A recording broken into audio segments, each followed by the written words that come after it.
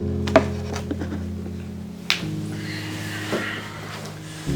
guys, Jerrie James here.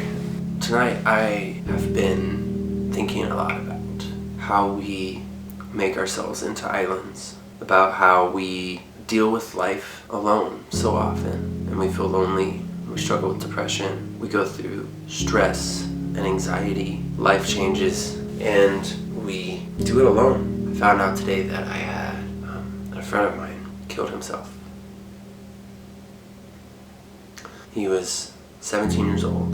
I've known him since he was a toddler, and I used to babysit him. And I changed his diapers, and we would watch cartoons and sing songs and play games. And his family, they're obviously devastated. But the thing is, he struggled with depression. His father's Facebook post says, "I cannot express how all your words, posts, and texts have comforted my family today. The loss of a son is tragedy in and of itself. But when that child was so full of love and brought so much joy to everyone he met, it just makes it worse. I know tonight that my son is with the Lord. I will never understand what pain he was in, but I know he no longer feels that pain. And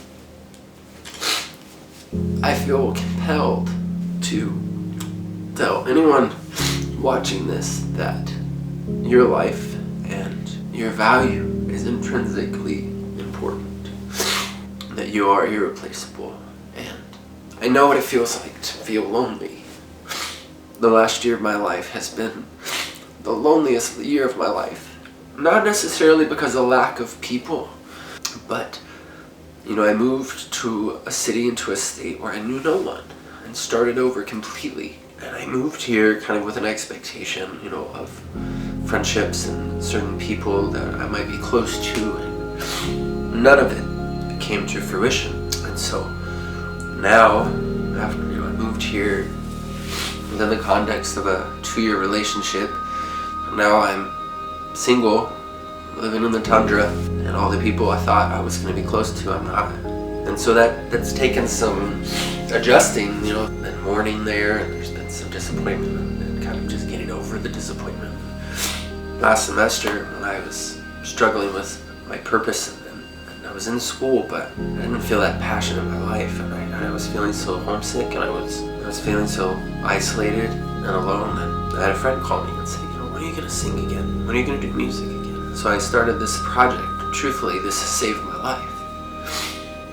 This is the reason why I have to make music.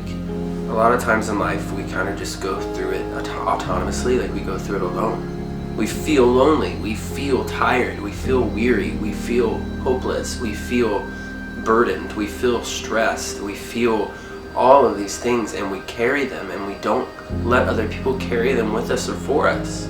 We're hurt by people, we're disappointed by people, we're rejected by people, and then we just bear the weight of that. And I don't think that's how it's supposed to be. I think that we're supposed to love each other enough to carry that. I think that we're supposed to inconvenience ourselves for other people. I think that we're supposed to hug people, cancel plans for people, and pray for people, and worry for people, and just across the board live life with each other, Get in the deep end of the pool, get in the dirt.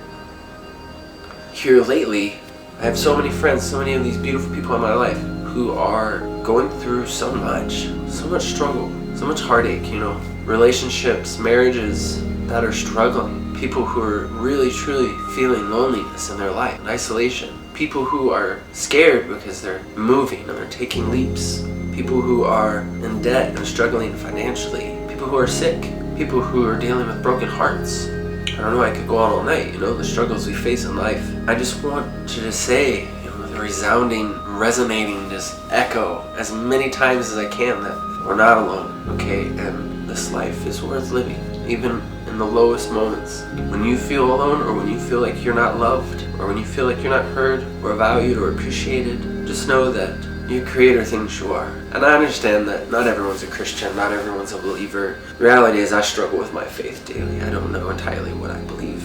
But I do, for the sake of being able to sleep at night, have to wrap my mind around the fact that there has to be someone out there that can love me unconditionally. There has to be something or someone out there that can look at me with my mistakes and my flaws and find me lovable, so that I can feel empowered to give that to myself, that same love and respect.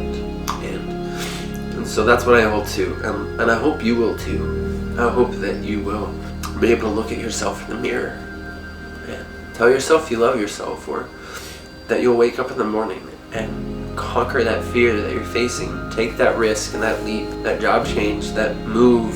For me, last semester, it was simply getting out my pen and my journal and writing again. It's a huge deal.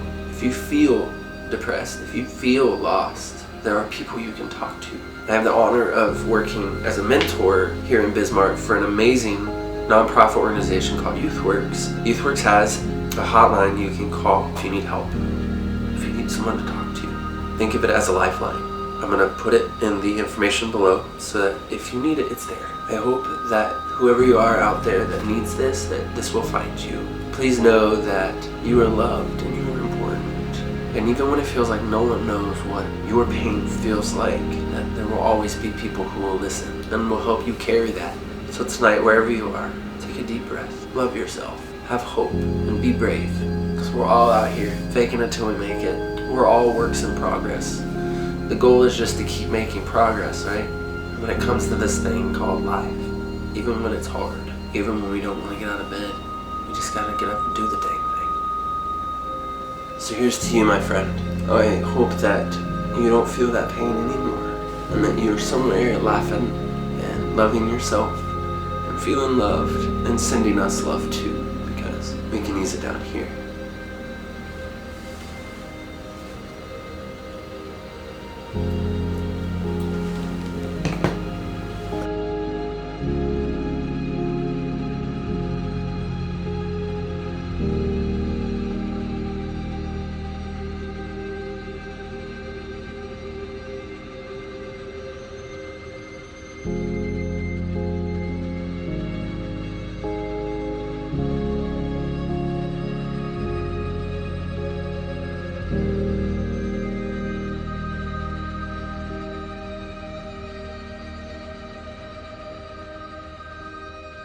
you.